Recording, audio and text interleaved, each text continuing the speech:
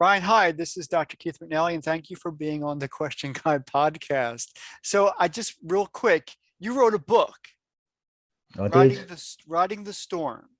And this is a very personal, for all those who are watching, this is a very personal testimony of yours. It's quite literally about your life and things that occurred to you when you were a young boy and how you have, well, really, I don't even want to give any clues out, any spoilers. I want you to tell your story.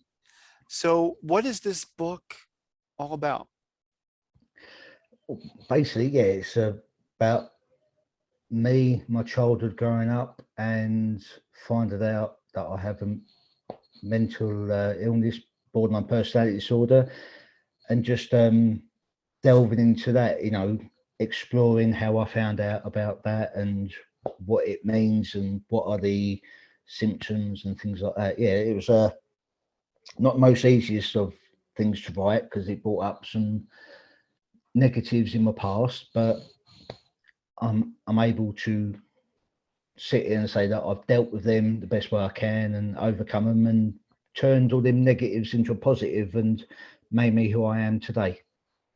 So, you were diagnosed with borderline personality disorder? Is that That's correct. Yeah. that like so in your words, what does that mean? What is that? And really, what is what has been its impact on your life? Um, Basically, borderline personality means that my emotions are 100% all the time. So if I'm happy, I'm extremely happy. If I'm sad, I'm miserable. If I'm angry, I'm really annoyed. It's just hits the peak on every single emotion. So it's hard to deal with it, especially when I'm in a bad mood or an angry mood. Any little thing can kick me off, and that's it. I've got blinkers on then, so I can only see one path. And if anyone's talking to me, that's it. I can't listen to them. I've got to go through that emotion. Mhm. It's like going through a tunnel, and you know that you're causing destruction on the outside, but the only way you can go back and fix it is go all the way through the tunnel. And when you come out, you have to kind of step back and kind of deal with all the destruction that you've caused, which is not the easiest things to do because while you're in that zone, that tunnel, you do say some things that you don't mean, and you do some things that hurt other people. Not physically, but Mhm. emotionally. Yeah, I can be a bit of a hard person to be with when I'm in that moment. And this has really impacted much of your I guess since your teenage years through adulthood. Yeah, well, as growing up, I'd experienced lots of things which obviously didn't help with the way I am. But I always thought I was just an angry kid, and I just thought that perhaps when I got older I'd grow out of it. But obviously, as I got older, I didn't, and these episodes were becoming more and more apparent and more frequent, and it was hard for people to accept me in their life. Basically, they didn't understand, and it wasn't until I was in my 30s. I had this counselling session, and the counsellor said that I think you've got this borderline personality disorder, and I'd never heard of it before. So she forwarded me on to a proper psychiatrist so I could get officially diagnosed. And it was from that moment my kind of life changed. That I learnt more about myself and understood the reasons why I am the way I am. It didn't give me answers. I still don't know the answers, to be honest, why I am. And there's no cure. You can only minimize the episodes that you go through, and you look out for triggers and things like that. And sometimes I can, and sometimes I can't. Sometimes I don't notice any triggers, and bang, I'm I'm gone. And it's still hard to live with, but it's easier than it was many moons ago. Is your emotional extreme, well, now I'm curious. Is your emotional extremes more on the anger, like you're frustrated, or are they just anywhere that you are at the moment, they just kind of explode, you know? Because I, I, I, I was a mental health professional for many years out of college, and so that was a long, long time ago. So I am familiar with the diagnoses, but never really had an opportunity to talk with somebody who really has, you know, experiences those emotional fluxes. And so, is it more one thing or the other, or can it really be anything? It could be anything. Like when I'm happy, I can be dancing around. Because we Could like to feel good, you know, we like to feel happy. So, in extreme happiness, wouldn't that be a good thing? And I'm just oh trying to yeah, figure it out. oh yeah, yeah. You know, that's nice being me when I'm like that. You know, Okay. I can be like the class clown. I can muck around. I'll make fun of any situation. You know, when I go out with my mates and that, I'm always the funny one. You know, I'm always making jokes, doing silly things, just dancing. I've got no boundaries, if that makes sense. You know, I've got no um, sense of well, I can't do that because I could show myself up. You know, I'm Right. not like that. I don't care about anyone else at that point. No, if I'm going to do something silly, I'm going to do it, regardless of what will happen. Right. And I think that's the key here, is that you forget that there are boundaries, there are safety boundaries, and that may be something that you have to learn, and that Mm. you have to be really aware of, you know, especially when interacting with, you know, other adults, or, you know, with children, or with anybody. Oh yeah, definitely. You know, I'm still learning my boundaries. I do pick the right moments, but there's obviously some moments that come out and bite you in the bum, and you don't see it coming. You know, Right. and where I've gone too far, being an idiot or being too angry over something is minimal to someone else, but to me, their small problems are massive to me. In my head, if I feel like really stressed about something, no one else can understand because they're like, "Well, why are you bothering about that? That's just menial." But to me, it's massive. So that's where I struggle. That's where I'm still learning. You know, I think I'll always be learning. I'll never be 100% cured because there's no cure for it. It's just you just have to learn to live with it and deal with it the best way you can. Well, then let's go back to the book. The book was an important turning point for you. And I love the title, Riding the Storm. So there's a lot of meaning here, because you have a very specific, you know, expression here. You're actually turning away from the camera, which most people don't do when they, you know, are trying to impress others and, hey, buy my book. You're literally turning away from the camera. And then, because I do want you to talk about that picture. That's a really intense picture. And then Riding the Storm, that has a purpose and a meaning. And I want you to talk about that. What did he, what was your, what is this picture all about? Why are you, I think it was just and the sunglasses too. The sunglasses are an important part of this, because you actually mentioned wearing sunglasses as a metaphor in your yeah, book. the sunglasses are kind of like when I started learning about BPD or borderline personality disorder, there was 10 filters that we learned that were kind of like trigger points of where we struggle in life. You know, we always feel abandoned, obviously anger, there was self-affirmation and loads of others. And when I was writing the book, the person who helped me write the book, she kind of helped me come up with that metaphor. It's like we're getting like different pairs of sunglasses. So we could be wearing one pair on a good, really good day. On a bad day, we could be wearing 8 or 9, and they're all built up, and you're seeing the world through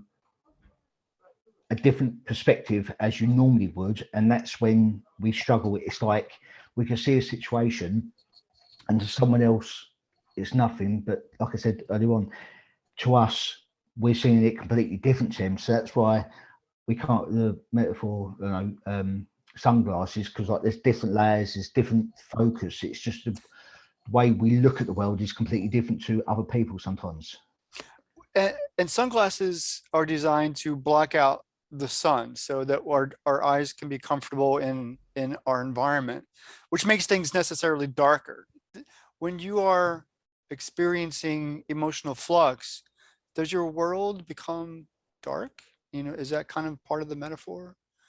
Again, Yeah, just for clarity's sake. yeah. It's everything becomes when you're like in a bad place. Everything becomes negative. It's you can feel just like going back to the top of the book. You can feel a storm building in your brain, Okay. and it's hard to. You go in the fight or flight mode. You're either gonna go through it and ride that storm because you know that it will be better, or you're just going to say, "So that I'm giving up." And there's been many times I've just wanted to put my hands up and say, "I've had enough of this." I can But imagine. Yeah. yeah, Because yeah, it's probably physically exhausting too, because your emotions kind of override your body and you could be physically exhausted just from feeling an intense emotion. oh, definitely. The amount of times I'm shattered and sweating afterwards because I go in like a manic mode. This I go like 100 miles an hour, and I'm like, Wow. and your body tenses up, and yeah, it's a hard thing to go through, but it's weird to say I don't know any other way of being, so I don't know what it'd be like to not go through that, if that makes sense. It does. It makes perfect sense. Why are you looking away from the camera? What's like you are intentionally looking away from the camera. I mean, this is the book. So Um, what is that meaning? What is the meaning of that? it didn't really have any meaning at the time. I just had a photo shoot with one of my friends who was a photographer, and we just done loads of different photos, and that was the one that kind of just crept out of me. It just I don't know. It just meant riding the storm, like you're sitting there deep in thought, because the amount of times I'm sitting there and my mind's going 100 miles an hour and I'm thinking about every little thing. So it was kind of just gave me that impression that this is a bloke here who struggles in life, but he wants to reach out and talk. And I didn't want it to be too, oh, look at me, I'm riding the storm. I just wanted to give it that, there's a meaning, there's a different layer to this guy. So I Okay. wanted to give it that deep thinking feeling. And it was just the only, and like I said, that picture just screamed out to me. Well, good. Yeah. I mean, it's a great picture. I mean, Mm, it does indicate there's a lot of intensity. So somebody who's going to pick up this book and start to read it, they have to know up front, well, one, storm, two, mm, mental illness is right under the word storm. I'm over here. And then there's a lot of intensity in your face. And so, having to share that story really is going to require somebody to say, I'm about to step into something and I'm not quite sure what I'm mm. stepping into. So what is your story? I mean, why do you want to share it and what do you expect to help others with? And that's a lot of questions. So what is your story? Why do you want to write it?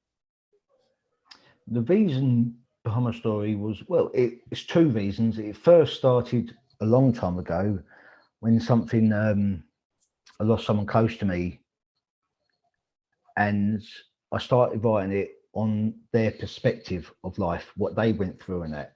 Hmm. Then I put it on the back burner, and it wasn't until I started obviously getting my diagnosis and going through group therapy and things like that, and meeting other people with the same illness. And I noticed that there was not many men coming out and talking about it. There was loads of Oh, women on this course, okay. and Were there any other men? there was two other men at the start, but I was the only one that lasted. There was all other females in the group. No, I lasted the two courses. I saw it all out. It was the right time for me. I was so in depth in finding out who I was and getting some other people that saw the world in the same way that I did. I found that so therapeutic, and I felt like I belonged somewhere for the first time in my life.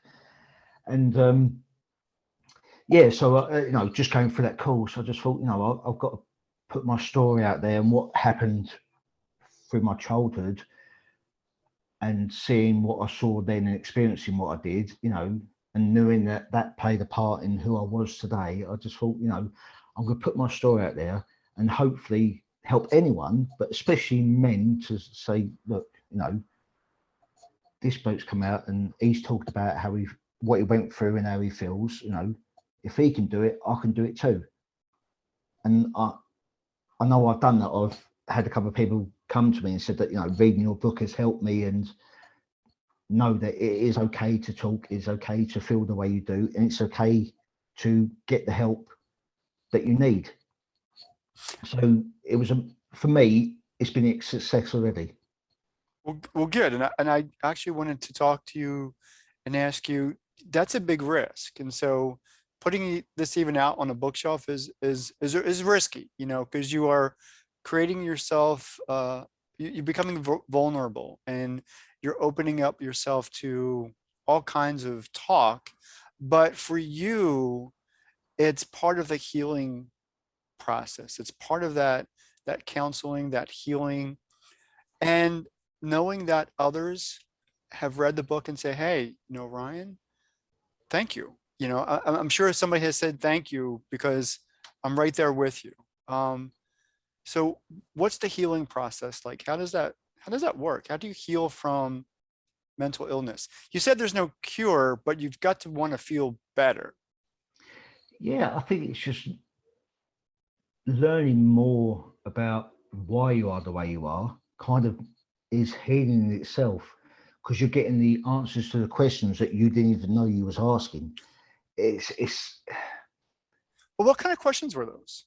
um well, for me it was basically why I am the way I am. Why do I feel the way I feel? Why do I react the way I react? And just getting some of them basic answers, you know, at the first, it kind of just opens up your eyes and just makes sense. It's hard to explain when you start realizing that, well, this is the reason why you react like that. Then straight away you're thinking, well, if I know I can react like that, maybe I can kind of work and so I don't react like that all the time. It gives you them goals and drives in life to think, well, if I can get the answers to the simple questions, there might be other questions that I can get the answer to as well. So it kind of is like a stepping stone. You get one question, you get the answer, you think, oh, I can take another step. So Okay. you're just taking a step forward each time, and the more steps you take, the more learning you get, the more understanding you're getting for yourself. And yeah, you can say that's healing. Is it healing? Is it? Oh, yeah, I'm in a better place than I've ever been. I'm not perfect. I still have my bad days. I still see the world through my sunglasses still. But Which sunglasses are you wearing today, metaphorically speaking? I, I think the ones I always wear is the self affirmation. I never big myself up. I'm always putting myself down, and that's one thing I've got to learn more to love myself. I love myself more now than I ever did before, Right. but that's still a massive thing. And the fear of abandonment as well. That was a massive thing for me a long time. I hated being on my own, so jumped from one relationship to other, done some stupid things. I had an affairs when I was married because I wasn't happy. I didn't know how to deal with them feelings because I was married before I was even diagnosed. So I just done stupid things all the time. But now I'm in a place that, I still worry about being on my own, but I know I can be on my own if it comes to it because I've done it. So it's not a massive issue for me. I like that you said that you are wearing glasses of self-affirmation. I think regardless of having mental illness or not, being able to positively talk to yourself is key to just being a successful person, and that even just Mm. having the basics of having a good day. Are there specific, self-affirmation statements that you make? Like, are they specific, like I'm a good person, or I could do something? What gets you through the day? Um, I guess what I'm doing right now, what I'm doing with the book and talking to you and other people and that, just getting my story out there, that kind of gives me the drive to carry on because I know that I am making a difference, even though sometimes I tell myself, oh, I'm not making a difference, but I know I am. And just to get out there more and tell everyone my story, I want to eventually one day go into motivational speaking so I can go and stand in front of an audience of people or one person. I don't know and I don't mind as long as I can get up and tell my story and tell them what I've been through, and it's okay to talk, it's okay to feel the way you feel, and things like that. That's my drive. That's what keeps me going. Well, I understand that you're doing that. And so you're talking to me right now, and this isn't your first conversation like on in a podcast or anything. What has been your progress in telling your story? So, first has been the book. So who have you been able to kind of how are you able to get your story out is what I'm asking. And I can't even Um, get my own question out. Hard work. It's been hard. Connecting with people around the world on LinkedIn has been a massive positive. I've met so many people over that and done podcasts, just radio interviews, just normal chats.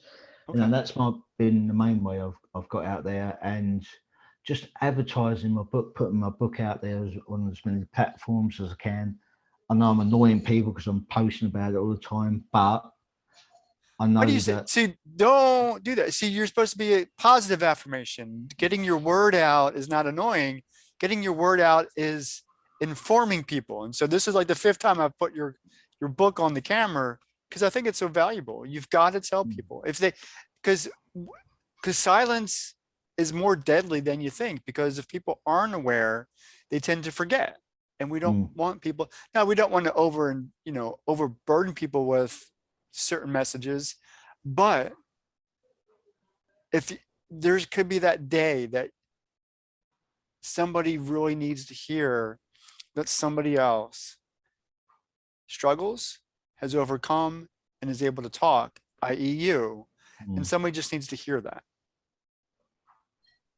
Yeah, yeah, Yeah.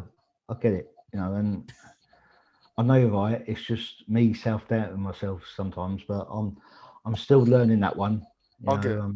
All good. I'll make a note of that. So what's the next step for you? What you said that relationships, are you married? You said relationships were kind of not a good thing, I'm or in a relationship now, and it's been a completely different relationship to what I've been for previously, which is good because I'm a different person. okay. So it's still I'm still learning every day. I still make mistakes in this relationship. I still get angry at silly situations, which are massive to me. So it's I'm trying to help them help me, if that makes sense as well. Help Right. them try and understand me in a way that they can help me when I am in that storm. And Mhm. it's hard going because it's a case of you have to live it to understand it, but to try and teach someone who doesn't live it and doesn't understand it to understand it is blooming hard. Well, if that person is in a relationship with you, then we would have to assume that they want to be in a relationship with you. It's not anything that you're forcing them to do. Oh And no, of course. but I say that to say that they're going to want to help you and help you grow and be a better person, Mm. and vice versa. That's part of being in a relationship. Oh yeah, definitely, Yeah. yeah, of course. I don't just tell them like you're with me, you're not going anywhere. Oh, sorry, I need a drink. I'm sweating. Go ahead. You're good. You said it was hot over there, and where are It you? is. You're in the UK, right? Yeah, I'm in the south coast of England in a county called Kent. Okay, cool. And so with all that, is there a follow-up book?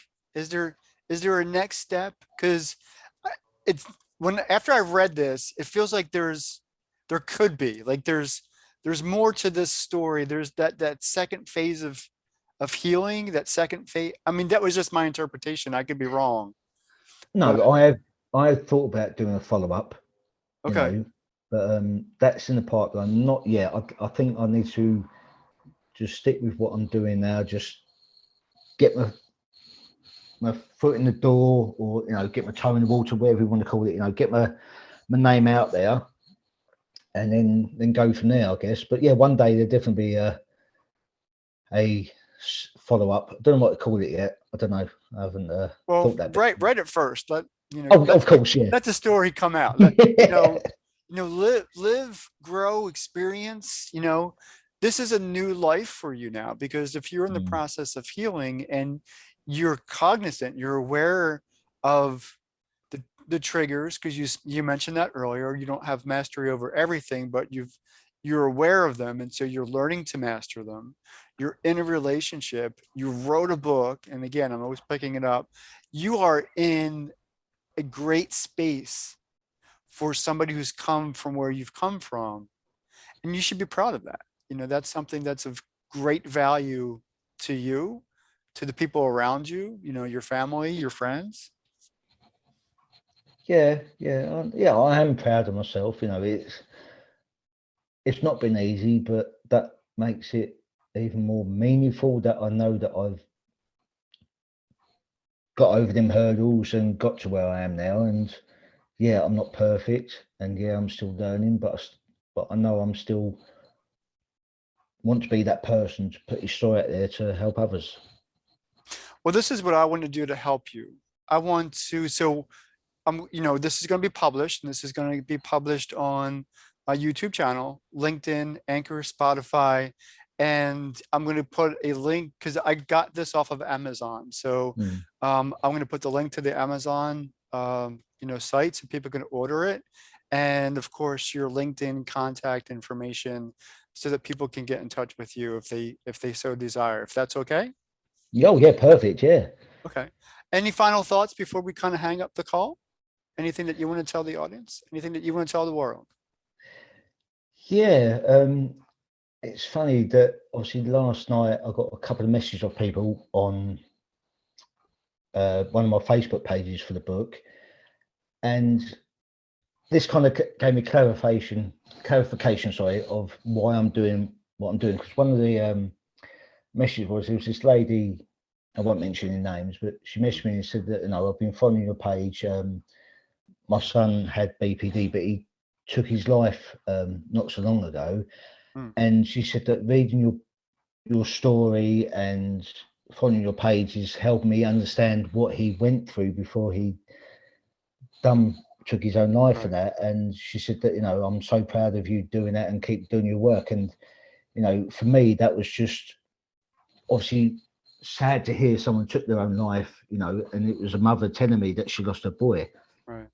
But it gave me, like I said, clarification for me doing what I'm doing is making a difference and helping people. And I love hearing that. I need to hear that more. I know it's a bit big headed, but I need to hear that I'm making a difference. Yeah. And I Mm. think, yeah, I think the rest of the world needs to hear that too, because if we can save, another life, we need to do it. Yeah, yeah. And a couple of weeks before that, just ordered. I'm doing some wristbands with the logo "Listening Saves Lives" on them, and I'm gonna hopefully get them delivered in a couple of days, so I can get them out there just to try and give people that emphasis that if you know someone who needs to talk, listen to them. Don't tell them where they're going wrong. Just listen to them, and that's going to make a massive difference. Just to feel like you've been heard could save someone's life. Because I know that these people who take their own lives probably felt like they didn't have anyone to talk to that was going to listen to them. So Mm, if you could listen to someone, that's going to make a huge difference in their lives. So I'm going to be promoting that again soon. Getting that out there, just getting people to wear a simple wristband, and hopefully it will start other journeys for other people. I like that. That's a great idea. Ryan, thank you so much for being on the Question Guy podcast. I love this conversation, and I wish you the very best. Thank you very much.